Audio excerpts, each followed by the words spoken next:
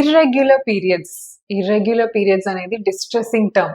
5 days ముందొస్తోంది, 6 days ముందొస్తోంది, 1 week తర్వాత వస్తోంది, అసలు పీరియడ్సే రావట్లేదు, పీరియడ్ కోసం టాబ్లెట్ వేస్తే తప్ప పీరియడ్ రావట్లేదు. ఇలా ఇర్రెగ్యులర్ పీరియడ్స్ అనేది it's becoming very common. So చాలా మందికి మన ఇంటి పక్కన ఉన్న వాళ్ళలో, మన ఫ్యామిలీలలో, మన సిస్టర్లకో ఎవరికో ఒకళ్ళకి ఈ ప్రాబ్లమ్స్ ఉంటుంది.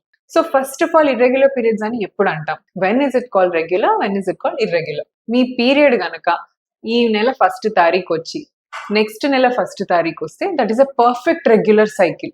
అలా ఎవరికీ ఉండదు. చాలా రేర్ గా ఇదే డేట్ కి నాకు ఇదే డేట్ కి వస్తుందని కొంతమంది చెప్తారు. సో నాకు సర్ప్రైజింగ్ అనిపిస్తుంది ఇంత కరెక్ట్ డేట్ కి ఎలా వస్తుంది. So few people get the period on exact same day in the next month. But generally అందరు అమ్మాయిలకి, నార్మల్ అమ్మాయిలకి ఈ నెల 1st తారీఖు వస్తే దాని నెక్స్ట్ టైం 1st కంటే ముందు ఒక 5 డేస్ అంటే 25th కానీ అదే నెల 25th వరకు కానీ, లేదా 1st తర్వాత ఇంకో 5 రోజులు 5వ తారీఖు వరకు. సో ఎక్స్పెక్టెడ్ డేట్ కి 4 డేస్ బిఫోర్, ఎక్స్పెక్టెడ్ డేట్ కి 4 days to 5 days after is fine. So అప్పటిదాకా ఇట్ ఈస్ ఓకే.